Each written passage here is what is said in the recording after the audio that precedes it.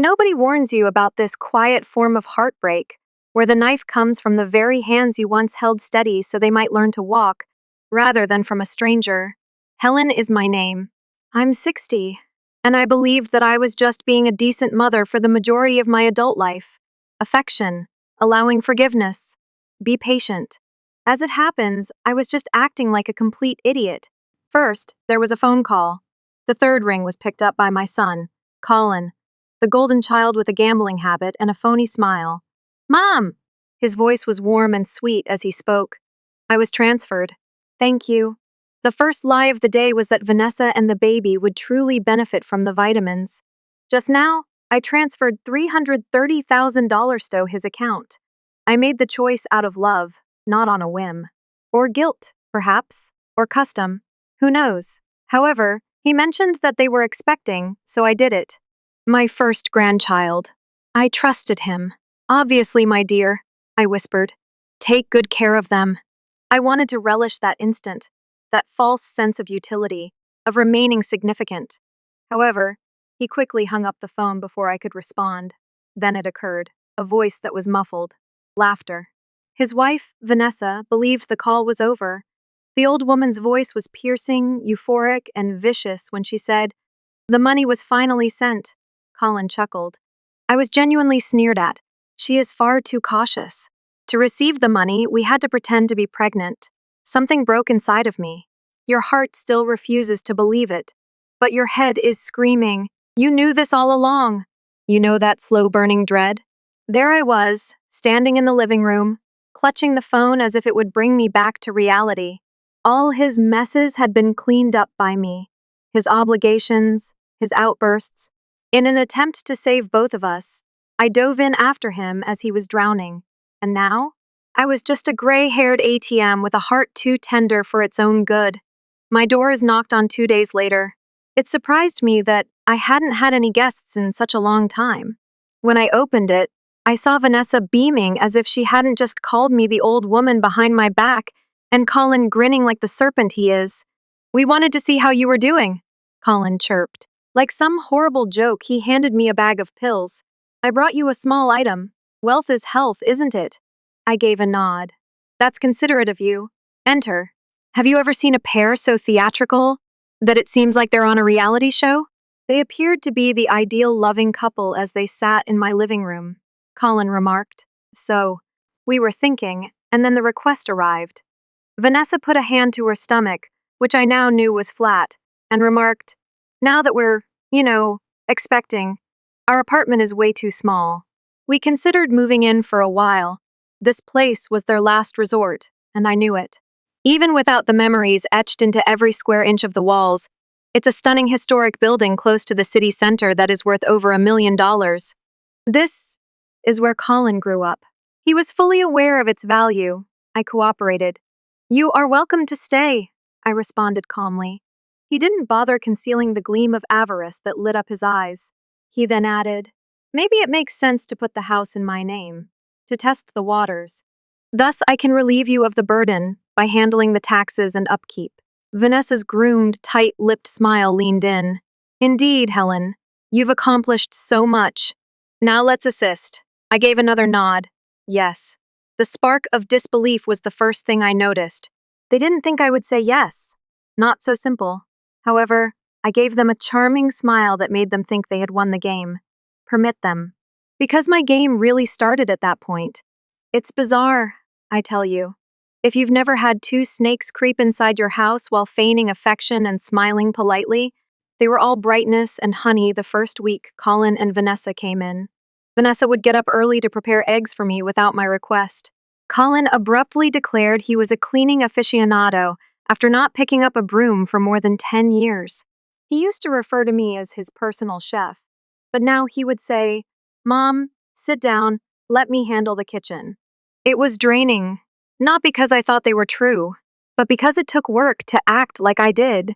Vanessa's voice was sweet as she sat beside me on the couch one morning. "How is the house transfer going, Helen? We can't wait to lend a hand." I smiled at her wearily. "Working on it still. It will take a few more days because the paperwork is difficult." For a moment, her smile wavered. She laughed briskly, covering it fast. No rush, of course. Don't hurry. Yes, in actuality, their performance was becoming stale. I sensed it. Vanessa's tone sharpened when I didn't move quickly enough. The way Colin began to get directly to the entitlement, eschewing the phony concern. While having supper one evening, he whispered, "You really ought to consider putting the deed in my name soon. While you're still mentally competent, you know." I chuckled. Aloud, I saw his expression tense. I had already made a mistake. I no longer was. I was watching, not merely listening to what they had to say. Every slip, lips movement, and look they exchanged while they thought I wasn't watching. I was aware of this.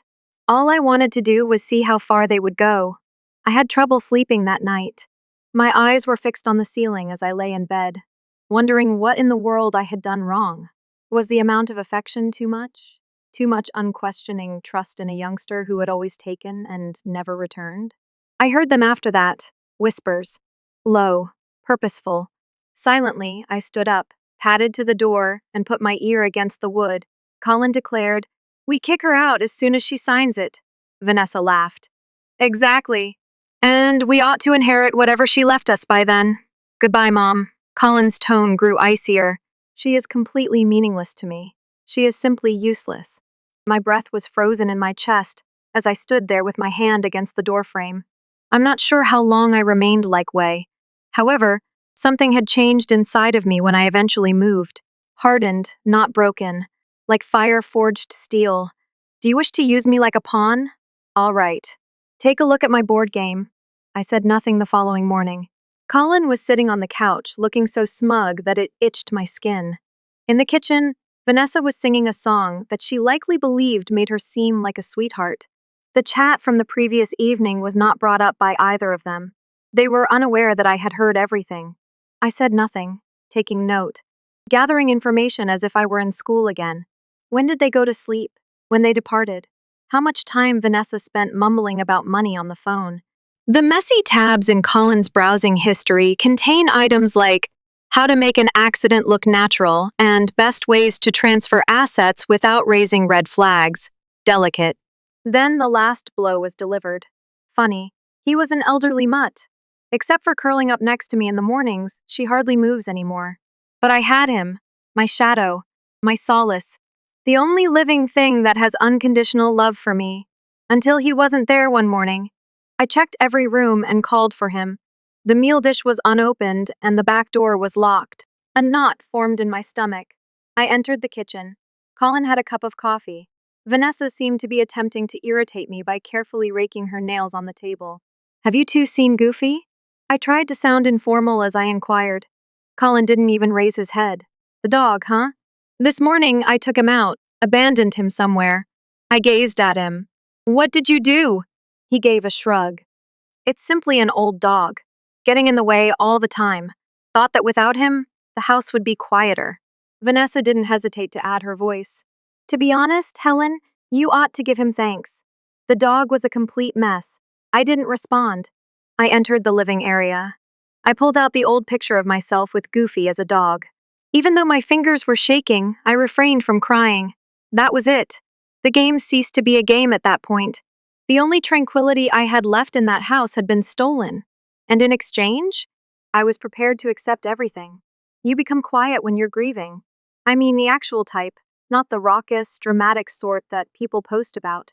The kind that lingers in your bones and gives you the impression that everything is taking place underwater. I was at that location when Goofy vanished.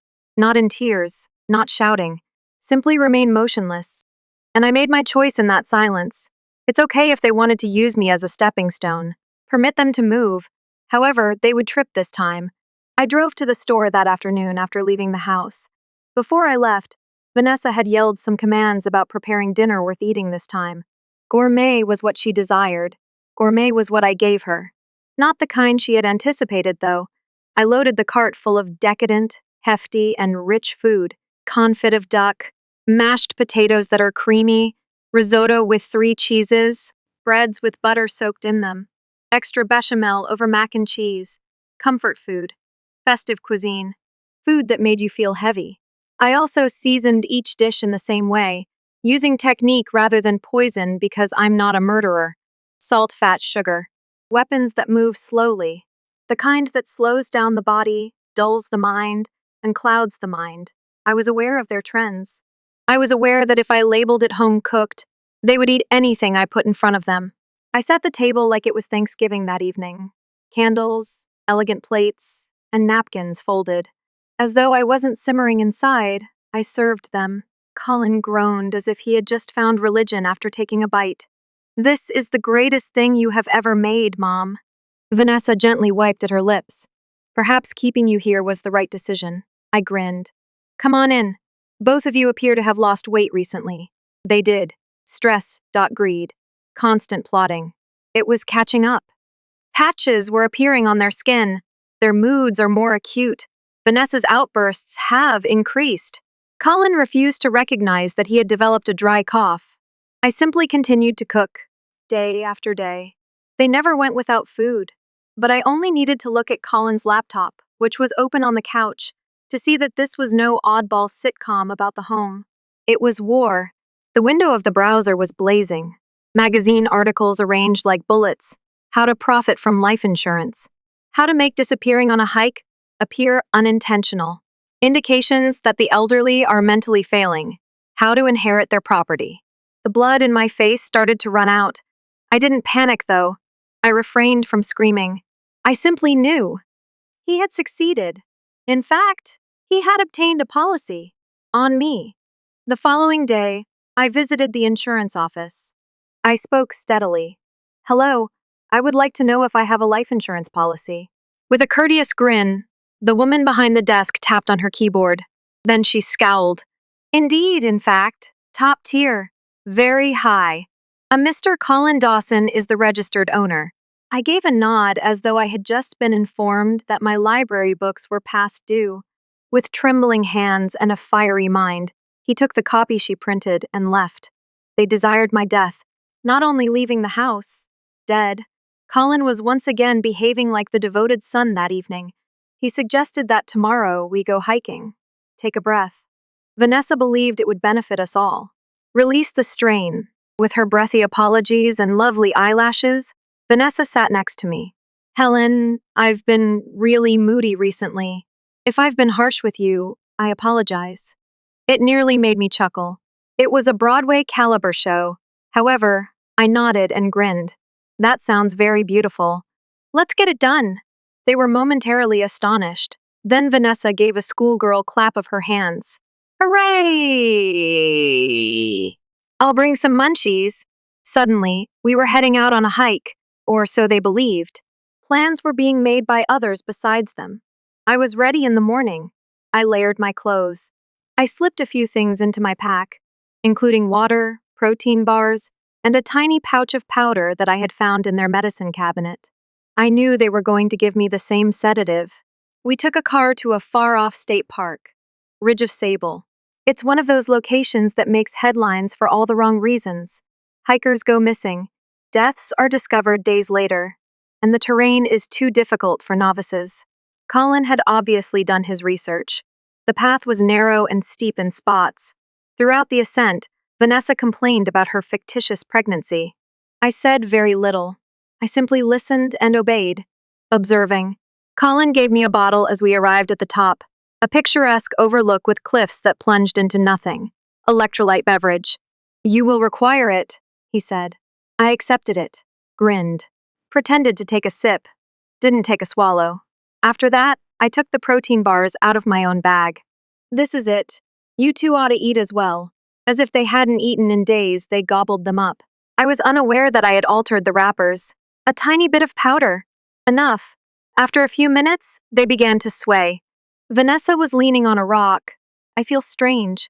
Colin blinked vigorously, as if the world were shifting to one side. What the devil? Then, swoop. One by one. Down. I saw them fall apart. Then I got up. I wiped the dust from my trousers. And I inhaled deeply for the first time in what seemed like years. Pure air. Keep quiet. My death was the reason they had come here. However, I was the one who left.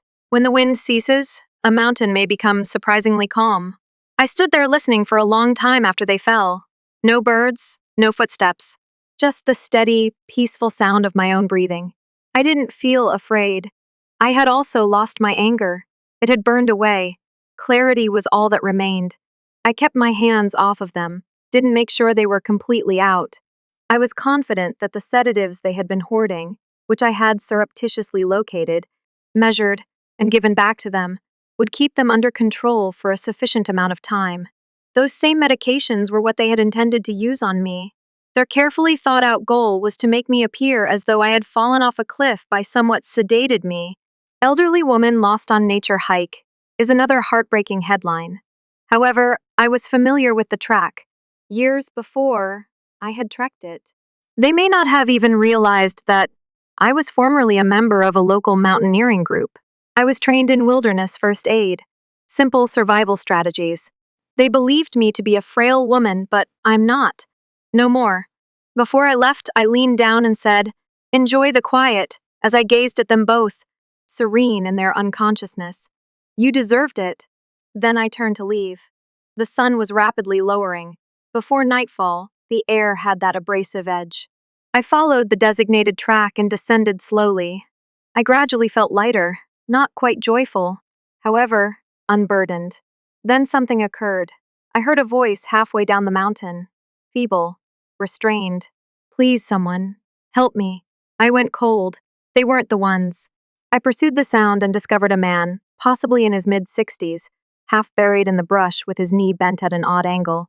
Despite his pallid and perspiring face, he looked directly into my eyes, with the same terrified clarity I had seen in the mirror. "Can you make an assistance call?" he muttered. I didn't think twice. Stayed at his side, called 911 and provided our location. When the pain became too intense, I held his hand. Instructed him to take a breath. As if he couldn't believe I had stayed, he kept praising me. Leonard Graham was his name. At first, I didn't give it much thought. A man in need of assistance. However, I heard a nurse mutter to another in the hospital waiting area a few hours later, "That's the director of the Graham Group. Large company. Strong man." Life abruptly turned back in a path I hadn't anticipated.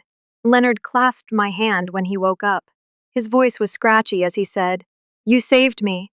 If you require anything," I gave a headshake. "No need. You simply remind me that there are still decent individuals in the world." Colin was not mentioned, or Vanessa, or the fact that his business was the same one that my son had spent the last 2 years frantically trying to raise money for.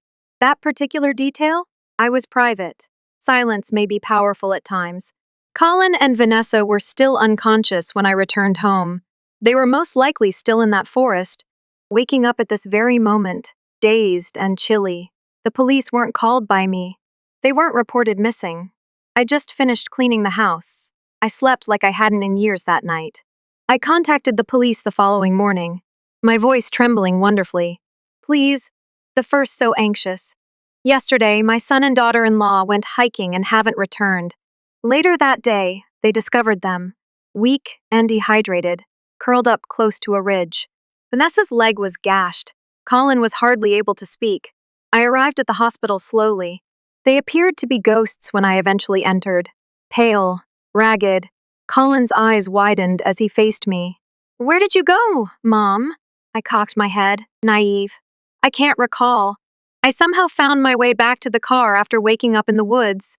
I lifted my pant leg to reveal the wrapped bandage, which was self-inflicted, slightly twisted, and just enough to look real. "I sprained my ankle," I said. Vanessa blinked quickly. "We fainted." "That isn't logical." "Did you?" With a gentle grimace, I interrupted her. "Why would I harm you in any way? I cherish you both." "I've had enough of worrying." Colin gazed, attempting to make sense of it. He was too exhausted to think, though. He simply retreated to the pillow. Throughout the entire stay, Vanessa continued to insist on meals. "I'm in the mood for lobster, then soup with abalone. I must regain my strength." Every dish she requested was prepared by me, did it with a smile. Additionally, she made sure the chicken soup she preferred had the ideal balance of weight and comfort. They were gradually drawn deeper into a state of sluggishness with each bowl. They were completely unaware. They simply continued to eat. I had already carried out the last deed by the time they were released. Colin came back to work at Graham Group with a hopeful smile. He was unaware that someone had already taken his place. Indefinitely. He was stopped at the door by security. Your access is not documented, sir. What? This is where I work. He let out a bark. No more. He must have stood there in shock for a long time. He may have even given Leonard a call. However, Leonard never mentioned anything to me. He didn't have to. Some things don't require gratitude. They simply must be completed. Colin looked like the heavens had fallen as he got home. Hollow-eyed, he collapsed on the couch. I seemed to be surprised and said, "You seem upset." He lost his temper. Am I really so useless? Why would they let me go? As if he were 5 again. I gave him a head pat. You should stop worrying about your job. I'll look after you two. Actually, how about I send you two on a trip? Get your minds straight. He gave me a shocked expression. Really? Vanessa jumped right in. A trip sounds wonderful. I immediately made reservations for them to travel to Thailand for 7 days. Airplanes, lodgings, everything is first rate. They even got a spending allowance from me. Generous as usual. They believed they were being rewarded. However, that was only their swan song's first note. When Colin landed in Thailand, he texted me right away. Hey mom, will you please send additional spending money? We're already a touch short, haha. I answered right away. Obviously. Let me know if it's insufficient. It only required that. The door, he believed, was still open. That I remained me. The mother he could control with a smile and a careless lie. He was unaware that I had long since changed. Colin and Vanessa spent money like vacationing gods throughout the course of the following 7 days. Eateries with Michelin stars, shops for designers, private excursions to the beach, and I remained silent. I sent it each time they requested more. Not from my accounts, though. No, all of the charges had been moved to Colin's personal credit line. A silent little mountain of debt was growing with each dollar they spent abroad. In his honor, when his name allowed him to enter places he didn't deserve, he was quite proud of it. And I cleaned the house as they drifted through heaven. Literally, a moving company was hired by me, packed everything they owned and sent it to donation centers, including their electronics, clothing, and Vanessa's absurdly expensive skincare collection. Is there anything even somewhat valuable? I handed it over. I dumped what I was unable to donate. I replaced the locks after that. Their driveway was deserted as they arrived home from their ideal getaway, sun-kissed and brimming with new goods. Not a single key worked. They pulled the drapes. The house was still there, but it was no longer theirs. Colin frantically called me. I picked it up after letting it ring twice. What on earth is this? Why are we unable to enter? What are these bills? I spoke in a calm tone, as if I were responding to a weather report. Colin, the money you spent. It is yours to pay back. A pause, then anger. I am your son. Isn't spending your money just normal? I chuckled quietly. Remember that you are now my son? He didn't say anything. Then the pounding began. They arrived at the house, yelling and banging on the door like wolves who haven't been killed. Leave it open! Colin let out a shout. You are my mom! Vanessa's piercing, high-pitched voice came next. You find this amusing? You are welcome to remain here. You owe us. I opened it just enough to put my body in the way of the entry.